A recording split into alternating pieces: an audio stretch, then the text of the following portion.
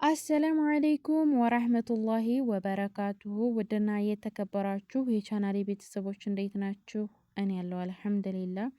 ወዳችሁ ፈቅዳችሁ ስለምትከታተሉኝ ከልብ አድርጌ አመሰግናለሁ። ይህን ቪዲዮ ከወደዳችሁት ላይክ፣ ሸር፣ ሰብስክራይብ ማድረጋችሁን አትርሱ። አስተማሪ ታሪኮችን እንደዚሁም አዝናኝ ታሪኮችን አካፍላችኋለሁ። ማን ነው ጥፋተኛው? እሱ ወይስ እኔ? ክፍል 5። ሲሃም እስከ ዛሬ ድረስ ትርቂኛለሽ ብዬ በመፍራቴ ሆዴን ሳልነግርሽ ቆይቻለሁ። ግን አሁን በቅቶኛል። ከዚህ በላይ መሸከም አልችልም። እኔ አፈቅርሻለሁ አለ። ዘመድነን ምናምን እንደምትይኝ ያውቃለሁ፣ ግን ደግሞ አፈቅርሻለሁ ፈልጌ ያመጣሁን ነገር አይደለም። ደግሞ አንቺም እንደምታፈቅሪኝ አልጠራጠርም። ቤተሰቦቻችንን ከፈራሽ ተያይዘን እንጥፋ እያለ ብዙ አወራ። ማመን አቃተኝ። ምን ብዬ ልመልስለት? አውርቶ ሲጨርስ ጥዬው እየሮጥኩ ሄድኩ። እቤት ሂጄ የምለው የምወስነው ቅጡ ጠፋኝ። ሰልማን በእኔ ፍቅር እየተሰቃየ ነው። እኔ ግን በወደውም የአክስቴ ልጅ ነው ብዬ እራሴን አሳምኘዋለሁ። እኔ የሰልማን ላልሆን ተፈጥሬያለሁ። ሰልማን ግን እኔን እንደሚወድ ለብዙ ሰው ስለነገረ ወሬው በብዛት ሰዎች ጆሮ ገብቷል። በጣም ግራ ገባኝ። ግን አንድ ነገር መወሰን እንዳለብኝ እራሴን አሳመንኩኝ። ሰልማን እኮ ወንድሜ ነው፣ ጓደኛዬ ነው። እንዴት ነው ከሱ ምርቀው እያልኩ ብዙ ሀሳብ ካወረድኩ በኋላ ብዙ ካሰብኳቸው ሀሳቦች አንዱ ላይ ደረስኩ። ስልኩን ብላክሊስት ማስገባት የመጀመሪያ ውሳኔ። ከሰልማን የመራቂያ ብዬ አሰብኩት። ምንም አማራጭ የለኝ። ሰልማንን ምን እየወደድኩትም ቢሆን ግድ ነው። ስልኩን ብላክሊስት ውስጥ አስገባሁት። በቃ ለረቀው ወሰንኩ። ሰልማንን ብሎክ ሳስገባው እንደ አዲስ ማልቀስ ጀመርኩ። ግን ይሄንን ለማን ምን ተብሎ ይነገራል? ከአንዳንድ ወሬዎች ዝምታ ይሻላል። ዝም አልኩ። ለሀውለት አልነግራት ገና ስጀምር አስጠንቅቃኛለች። የአክስቴ ልጅ ነው እንዳታወሪ ብላ፣ ግን ወሬውን ከሌላ ሰው እንደምትሰማው እርግጠኛ ነኝ። ለምን ብዙ ሰው ያውቃልና። እኔና አባቴ በስርዓት ተቀራርበው ማውራት ከተውን አመታት ተቆጥረዋል። ክፉ ጎረቤታሞች ይመስል እኔም ስለ እሱ ጥሩ አላወራም፣ እሱም ስለ እኔ ያወራ። አርፈሽ ትምህርትሽን ተማሪ በሚል ስበብ የመድረሳ ትምህርቴን አስትቶኛል። እንደውም የሱና ጾሞችንም መጻም እንዳቆም አስጠንቅቆኛል። ህይወት በድብርት ተሞላ፣ ግን ከፊቴ ፈገግታ አይጠፋም። ስስቅና ስጫወት የሚያይ ጓደኞቼ ደስተኛ መስላችኋለሁ፣ ግን የሆዴን የማቀው እኔ ነኝ። 11ኛ ክፍል ብዙ ጓደኞችን አፍርቻለሁ፣ ግን ይሄንን ነገር ማንም አያውቅም። የመድረሳ ትምህርቴን ካቆምኩበት ጊዜ ጀምሮ ስናደድና ስጨነቅ ራሴን ስቼ መውደቅ ጀምሬያለሁ። ብዙ ጊዜ ራሴን ስቼ ትምህርት ቤት እየወደኩ ትምህርት ቤት ያሉ ጀማዓዎች ቁርአን ይቀሩልኛል። ከዛም በጓደኞቼ እየተገደፍኩ እቤን በመምጣት ተደጋግሟል። ምናልባት ስኳር ወይም ደም ግፊት ሊሆን ይችላል ብለው በመጠርጠር ከአንዴም 2 ጊዜ ታከምኩ። ምንም የለባትም፣ ጭንቀት በሽታ ነው ብለውኛል። ቤተሰብም ጅኒ ነው ብለው ሳላስበው ያልወሰዱኝ ሩቃ ቤት የለም። ከአዲስ አበባ ውጭ ሁላ ሂጃለሁ። ያልወሰድኩት የባህል መድኃኒት የለም። ግን ምንም ለውጥ የለም። በተለይ ከአባቴ ጋር ትንሽ ንግግር ከተነጋገርኩ በጣም ስለምናደድ ወዲያውኑ ወርቃለሁ። እሱም ተይ ሲልሽ እምቢ ብለሽ እየተንዘላዘልሽ በገዛ እጅሽ በሽታ የገዛሽው ይለኛል።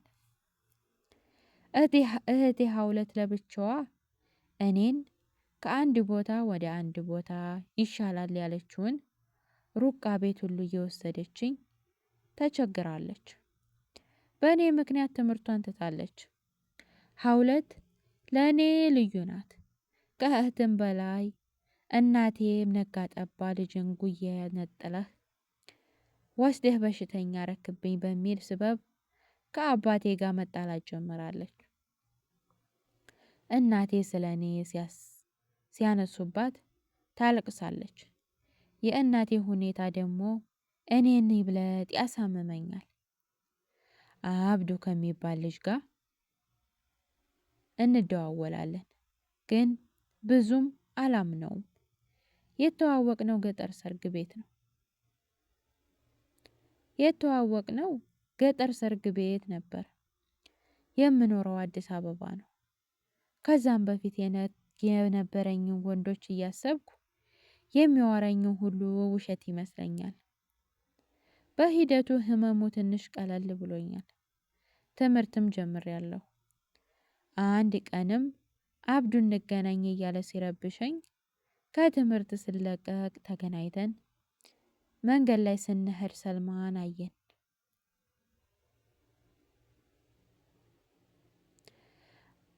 እንዳየን ፊቱ ሲቀየር ተመለከትኩት።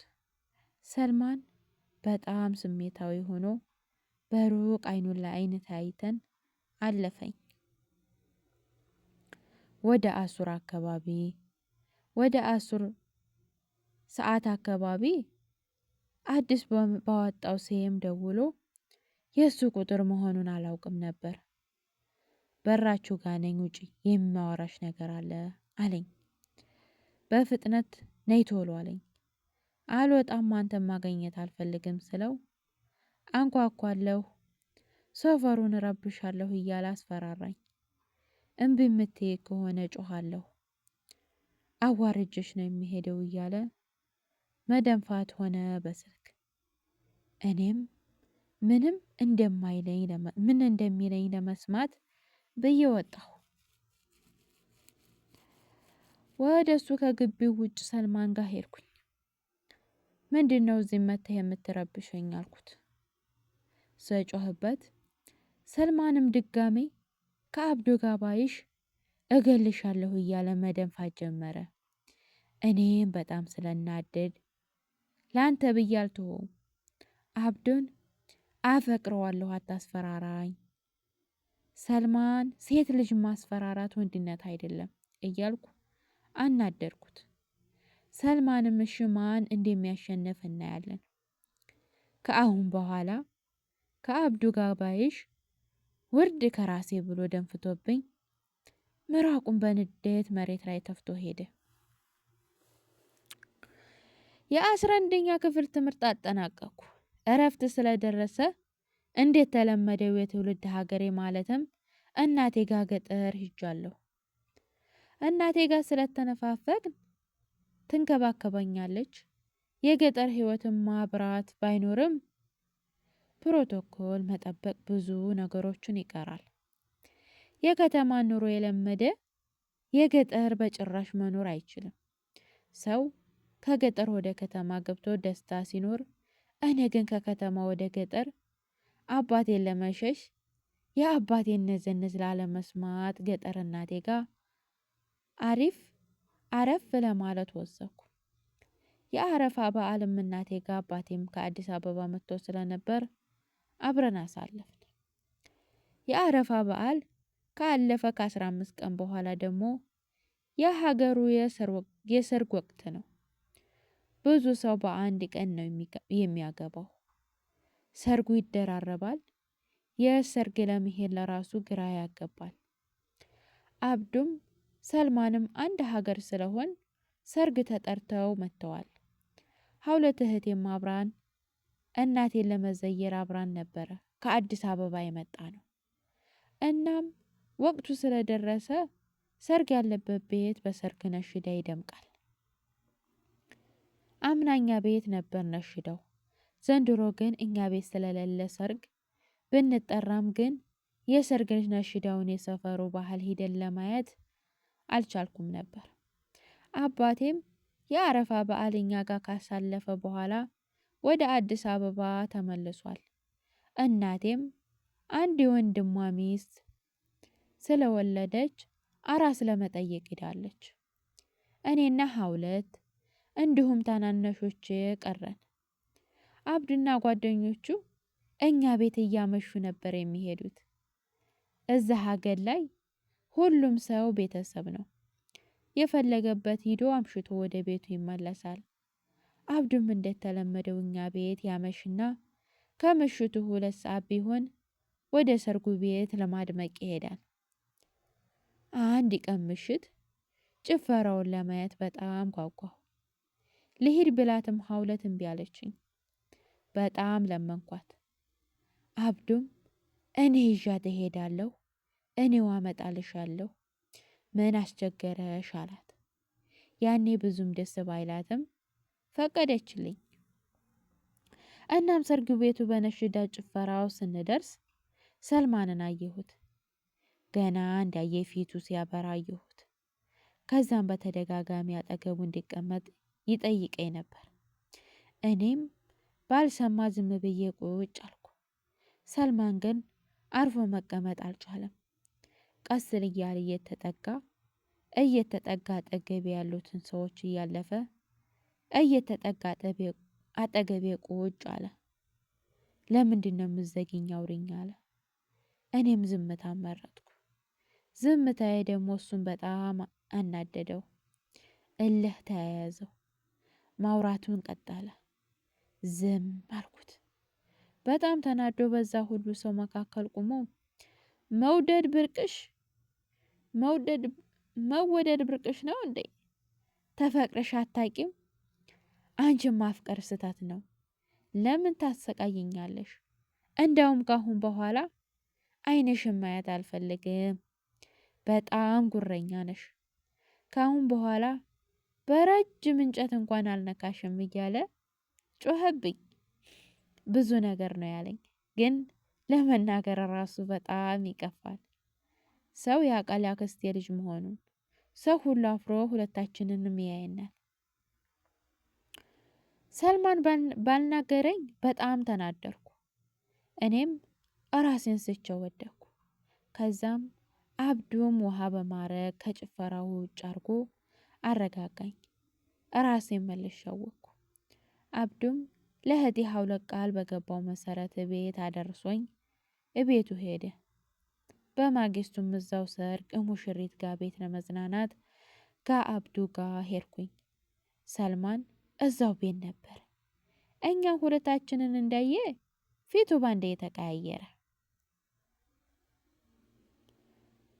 የሰርጉ ጭፈራ ቀጠለ። በጣም ብዙ ሰው ስለነበረ ቤቱ በሰዎች ትንፋሽ በጣም ሙቋል። የሰው ብዛት፣ የሁሉም ሰው ትንፋሽ ተደምሮ የቤቱ ጠረን ተቀያይሯል። እኔም ሳይነስ ስላለብኝ ሽታው ሲያፍነኝ አየር ፍለጋ ወደ ውጭ ወጣሁ። አብዱ ምንም እንኳን ካጠገቤ ባይረቅም ያኔ ግን ከሰው ብዛት ስወጣ አላየኝም ነበር። እናም ውጭ ቁጭ ብዬ ብቻዬን አየሩን ማጣጣም ጀመርኩ። ጨለማው ደስ ይላል። የሚታየው ከዋክብትና የዛፎች ዥዋዥዌ ብቻ። እኔንም አየሩ ሁኔታ ስለተመቸኝ ወደ ሰርጉ ቤት መግባት ተውኩት። ድንገት ሳላስበው ሰልማን አጠገቤ መጥቶ ቁጭ አለ። እኔም ሰልማን በመምጣቱ ደነገጥኩኝ። ሰልማን እጮሃለሁ፣ ከፊት የተነሳልኝ። አንተ ማየት የምትለውንም መስማት አልፈልግም አልኩት። ስጮህበት ሰልማን የመጣሁት ስለ ትናንትናውን ይቅርታ እንድታደርግልኝ ነው። ተናድጄ ስለነበር በአላህ ይቅርታ አድርግልኝ እያለ ስለምነኝ ከአንገቴም በላይ ቢሆን ከጎኔ ተነስቶ እንዲሄድ ብዬ እሺ ይቅርታ አድርጌልሃለሁ፣ ግን አሁን ብቻዬን መሆን ነው የምፈልገው አልኩት። ከዛ እሱም እሺ እሄዳለሁ፣ ግን አንድ ነገር የማወራሽ አለ ብሎ ማውራት ጀመረ። እኔም ዝም ብዬ ማዳመጥ ቀጠልኩ።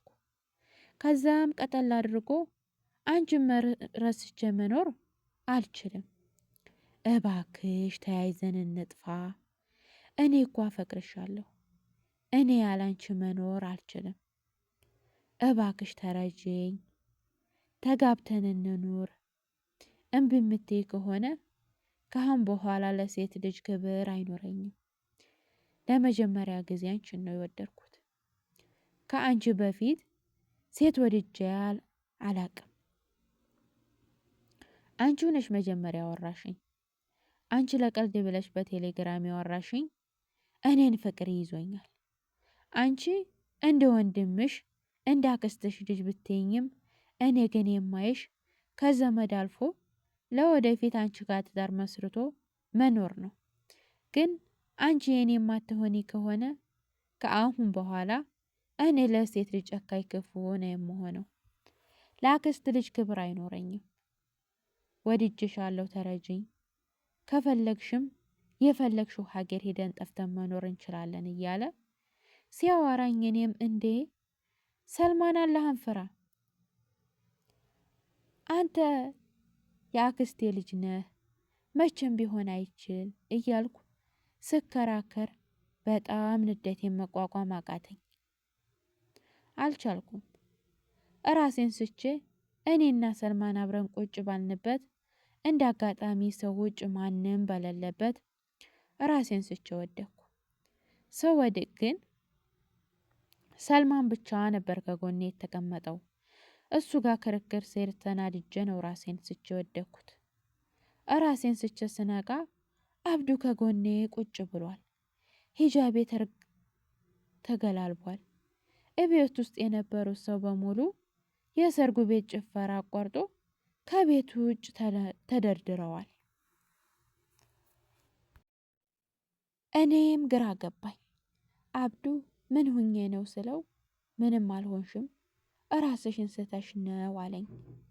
ሌላ ከዚህ የተሻለ መልስ የሰጠኝ የለም። ግን አንድ ነገር እንዳለ ልቤ ጠርጥሯል። እንዴት ተለመደው ራሴን ሳላውቅ አብዱ መኖሪያ ቤት አድርሶኝ ሄደ። አዳሬ ምን ሁኜ ይሆን? ሂጃቤም ተገልቧል። ሰርጉም ሰው ሲጨፍር ነበር። እንዴት እኔ ሰርጉ ቤት ብቻዬን አገኘሁት እያልኩ ሀሳብ ሳወርድ አደርኩ። ለማንኛውም ሀባይብ ስለተከታተላችሁ በጣም አድርጌ አመሰግናለሁ።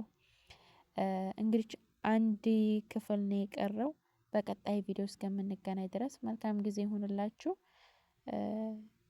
ቻው